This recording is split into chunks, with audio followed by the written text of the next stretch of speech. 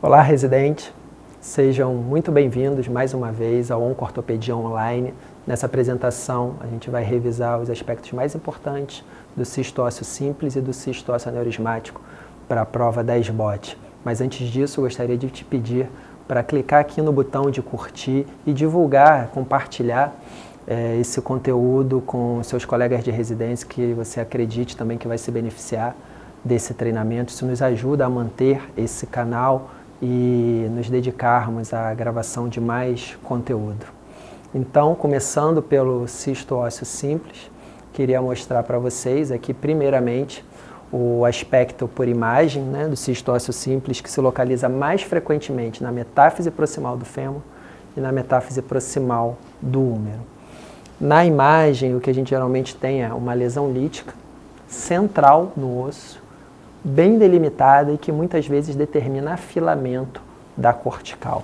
Então aqui a gente está vendo a lesão lítica metafisária se estendendo até o colo femoral, bem delimitada, com certo grau de afilamento da cortical lateral e esclerose e espessamento da cortical medial. Como eu disse, a segunda localização mais frequente do cisto ósseo simples é a extremidade proximal do húmero, então por isso estou mostrando mais um exemplo para vocês. Novamente temos lesão lítica central no osso, na metáfise proximal do húmero, determinando afilamento das corticais. Então a localização central também é uma característica marcante do cisto ósseo simples, que é lítico, metafisário e geralmente central no osso. O fragmento caído, ele é patognomônico de fratura patológica no cisto ósseo simples e corresponde a um fragmento da cortical óssea imerso no conteúdo líquido do cisto, como a gente está vendo nesse exemplo. Novamente aqui, o sinal do fragmento caído, a cortical medial do húmero, imersa no conteúdo líquido do cisto, representando fratura patológica do cisto ósseo simples. Mais um cisto ósseo simples com o sinal do fragmento caído, bem evidente na diáfise do húmero.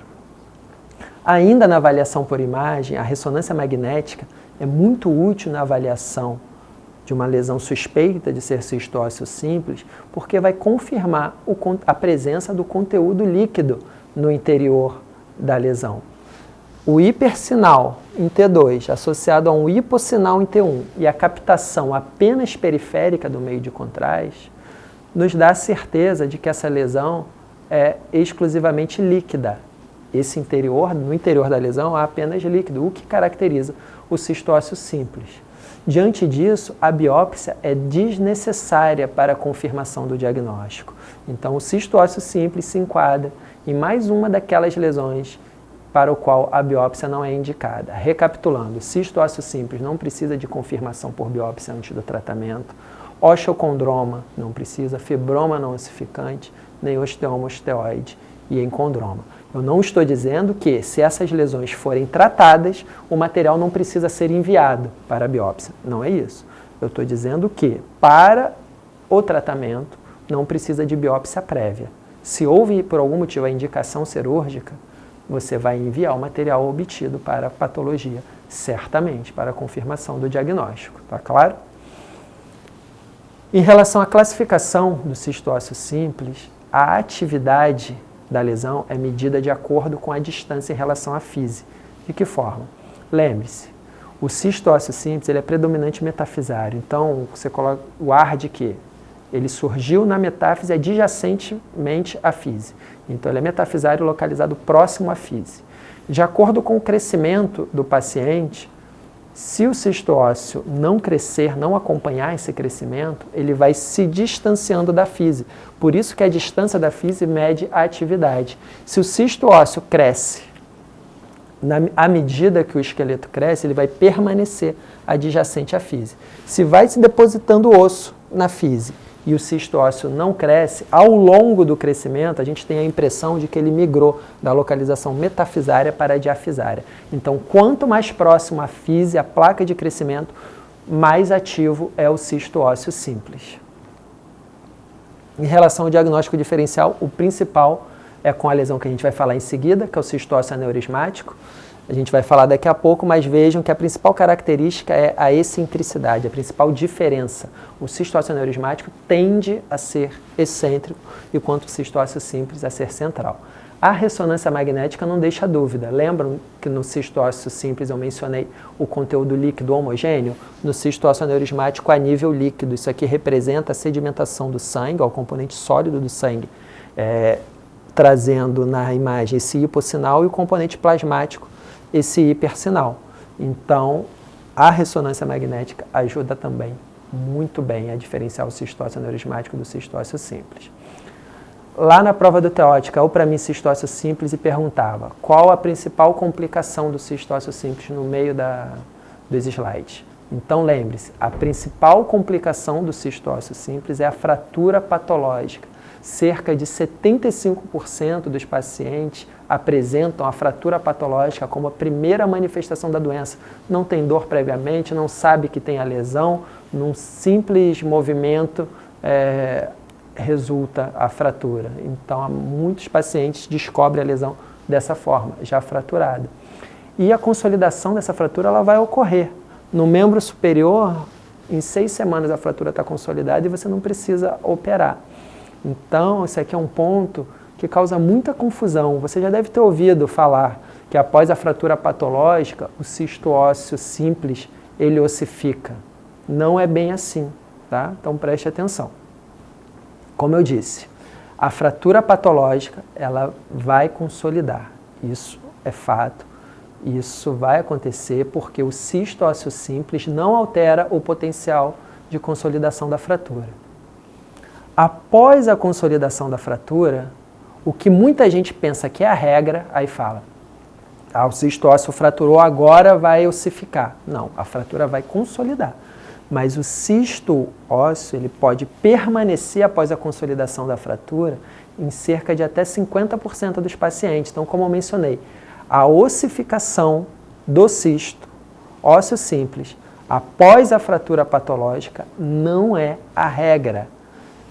As evidências científicas mostram que isso pode acontecer, sim, em até 50% dos casos. Não confundam, porque é muito frequente ser falado isso ou ouvir esse tipo de afirmação. Então não é bem assim, não é a regra a ossificação do cisto. A consolidação da fratura, sim, ela vai consolidar, certamente.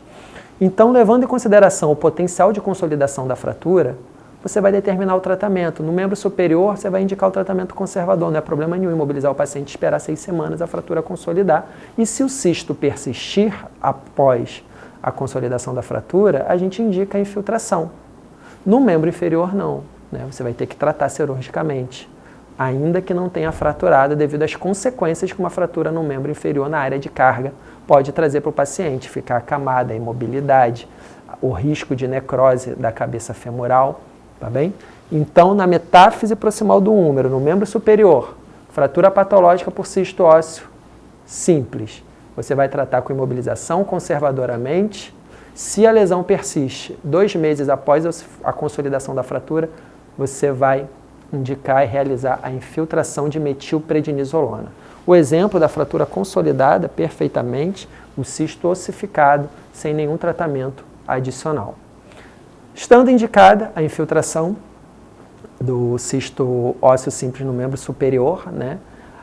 A gente utiliza a técnica de Scaglietti. Então, a técnica de Scaglietti para infiltração do cisto ósseo simples consiste na injeção de metilprednisolona no interior do cisto, numa dose de 120 a 200 miligramas. Então, essa é a técnica de Scaglietti que é frequentemente cobrada na prova, tanto na prova oral quanto na prova escrita, para tratamento do cisto ósseo simples. Então, consiste na introdução de 2 agulhas no interior da lesão, guiada por radioscopia, escarificação das paredes internas da lesão. Em seguida, a gente aspira o conteúdo líquido do cisto e injeta metilprednisolona na dose de 120 a 200 miligramas. A cada 2 meses, a gente avalia a ossificação da lesão. Não ossificou, a gente repete o procedimento. O procedimento pode ser repetido a cada 2 meses, não havendo ossificação completa, e em média podem ser necessários 3 procedimentos a cada 2 meses. Então, exemplo da ossificação, a lesão lítica, aqui bem evidente, e a lesão já ossificada, a gente vê a esclerose e apenas algumas áreas líticas residuais. O aspirado, a injeção do aspirado de medula óssea é uma outra forma de tratar o cisto ósseo aneurismático, o cisto ósseo simples. A gente já utilizou essa técnica na universidade, um exemplo da ossificação. No membro inferior, lembre-se, não há espaço para infiltração. Você não vai infiltrar um paciente que está com risco significativo de sofrer fratura patológica.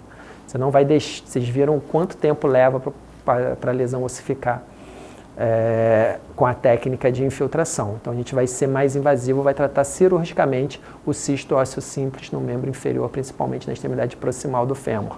A gente vai tratar o cisto ósseo simples na extremidade proximal do fêmur através de algumas técnicas existentes, que são a curetagem e enxertia, o preenchimento da lesão, associado ou não à fixação interna.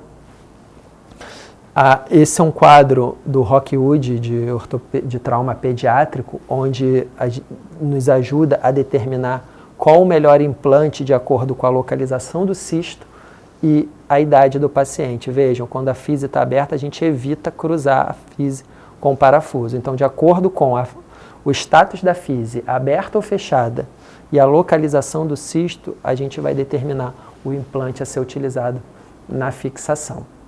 Mais um exemplo do cisto ossificado após a enxertia e uma técnica menos invasiva de tratamento que a gente não aborda diretamente o cisto, a gente não cureta e não preenche. A gente utiliza fios de Kirchner para fixar, vejam, a gente insere 6 a 7 fios de Kirchner divergentes no colo do fêmur, eles não são convergentes, são exatamente divergentes nesse sentido aqui anteroposterior, para causar certo grau de estabilização, mas às custas também de instabilidade. A gente deixa o paciente pisar, isso promove hemorragia, sangramento que leva à ossificação do cisto. Então esse é o resultado da técnica. Então isso que eu queria mostrar para vocês sobre o cisto ósseo simples. Agora, o principal diagnóstico diferencial, como eu disse, do cisto ósseo simples, é o cisto ósseo aneurismático, que é uma neoplasia formada por septos de fibroblastos e lacunas com conteúdo hemático no seu interior. Esse é o aspecto macroscópico do cisto ósseo aneurismático e o aspecto microscópico que mostram os septos que são celulares, enquanto que as lacunas são repletas de sangue. O cisto ósseo aneurismático é extremamente raro, representa menos de 1% das neoplasias ósseas. A idade mais frequentemente acometida é a segunda década de vida e a localização mais frequente é ao redor do joelho. No passado, o cisto ósseo aneurismático era considerado, na verdade, um distúrbio circulatório, mas atualmente, existem evidências científicas crescentes que mostram que, na verdade, o cisto ósseo aneurismático é uma neoplasia. Então, o cisto ósseo aneurismático não é mais considerado um distúrbio circulatório, é considerado uma verdadeira neoplasia que foi caracterizada, inclusive, a translocação que dá origem por um brasileiro, o André Oliveira, patologista lá da Mayo Clinic, mostrou que existe uma translocação específica que resulta numa proteína que desregula o ciclo celular e, portanto, o cisto ósseo aneurismático é uma verdadeira neoplasia e não mais considerado um distúrbio circulatório. Na imagem, o cisto ósseo aneurismático se apresenta também como uma lesão lítica, entretanto, ela é excêntrica, afila e insufla a cortical. Então, cisto ósseo simples, lítico, central, fêmur proximal, húmero proximal, metafisário. Cisto ósseo aneurismático, lítico também, metafisário também, assim como o cisto ósseo simples, entretanto, localizado excentricamente no osso, causando algum efeito na cortical, que vai desde afilamento, insuflação, até ruptura. Aqui a gente vê a insuflação evidente. Na ressonância magnética, já mencionei lá no diagnóstico diferencial com cisto ósseo simples, a presença do nível líquido. Aqui é só uma brincadeira no encontro com o professor Rosenthal, que descreveu as alterações radiográficas do cisto ósseo aneurismático, no congresso lá em Cartagena. Como eu disse para vocês, uma característica marcante do cisto ósseo aneurismático é a excentricidade. Isso é uma característica marcante, mas lembre-se, o cisto ósseo aneurismático não é exclusivamente excêntrico. A classificação de Kapana contempla, vejam, outras formas de cisto ósseo aneurismático. A excentricidade ocorre apenas um tipo, o tipo 3, que é o mais frequente, é o mais característico, você deve levar essa informação para a prova. Esse aqui é um quadro também do Rockwood pediátrico, para você ver que isso pode ser cobrado na prova porque está na referência, a classificação do cisto ósseo aneurismático. Acho que é muito detalhe, realmente até hoje eu nunca vi cair, mas está lá no seu livro. Então vejam que no tipo 1, a gente tem o cisto ósseo aneurismático central no osso. O tipo 2 é o central que acomete toda a largura da metáfise. O tipo 3 é o mais característico, é o excêntrico. O tipo 4 é o periosteal e o tipo 5 é o que se estende para partes moles. É o cisto ósseo aneurismático de superfície com extensão para partes moles. O estadiamento utilizado tanto para o cisto ósseo simples quanto para o cisto ósseo aneurismático é o estadiamento de Hennig. Você pode ver melhor na aula de estadiamento, uma das primeiras aulas desse nosso treinamento, e geralmente o cisto ósseo aneurismático ele é considerado ativo ou agressivo. O diagnóstico é confirmado por biópsia e a principal modalidade de tratamento ainda é a cirurgia. Então, o cisto ósseo aneurismático, para a prova, na referência de vocês, no livro-texto, está escrito que ele deve ser tratado cirurgicamente. Na maioria das vezes, a cirurgia consiste na curetagem e enxertia. A ressecção é exceção para tumores muito volumosos, com grande destruição articular, ou para tumores localizados em segmentos ósseos chamados dispensáveis, no qual a ressecção não vai resultar em morbidade significativa para o paciente, como, por exemplo, na extremidade proximal da fíbula, que podemos ressecá-la sem causar algum problema funcional para o paciente. Então, essa é a principal modalidade de tratamento, cirurgia. Dentro das opções cirúrgicas, a principal, curetagem e enxertia, como nesse caso. A gente abre uma janela, cureta a lesão e enxerta. Entretanto, esse é o resultado final. Entretanto, mais recentemente, outras técnicas vêm sendo empregadas, então a embolização, a escleroterapia e a infiltração de agentes promotores da ossificação, no qual a gente tem uma experiência bastante satisfatória com casuística, uma das maiores casuísticas do mundo publicadas com esse tipo de tratamento, que consiste na infiltração de calcetonina no cisto ósseo aneurismático. Então, fique atento que para a prova, para a maioria dos examinadores, o tratamento é cirúrgico. Para uma questão múltipla escolha, o tratamento ainda é cirúrgico. Mas você vai ver, vai ouvir cada vez evidências mais frequentes de tratamento menos invasivo para o cisto ósseo aneurismático e que, nesse caso, a nossa experiência, que a gente tem desenvolvido e pesquisa na universidade, é a infiltração de calcetonina com excelentes resultados para tratamento do cisto ósseo aneurismático. Então, aqui a gente tem um método minimamente invasivo, efetivo para o tratamento do cisto ósseo aneurismático, a infiltração de calcetonina. Então, exemplo, a involução da lesão e a ossificação. Nesse exemplo, a lesão lítica muito evidente, após uma infiltração, a lesão completamente ossificada. Então, mais uma vez, há um local onde a morbidade cirúrgica é muito significativa, um cisto ósseo aneurismático na segunda vértebra cervical, e após 5 infiltrações de calcetonina, a ossificação da lesão. Mais uma vez, um caso que se ossificou com apenas uma infiltração. Lembra que eu falei que o cisto ósseo aneurismático poderia acometer a superfície óssea? É o exemplo. Esse é um cisto ósseo aneurismático de superfície com extensão para partes moles que ossificou com uma única infiltração de calcetonina. Então, era isso que eu queria mostrar para vocês. Espero que tenham aproveitado o conteúdo e peço que cliquem aqui no botão de curtir e compartilhem também esse vídeo com seus colegas de residência. Um abraço.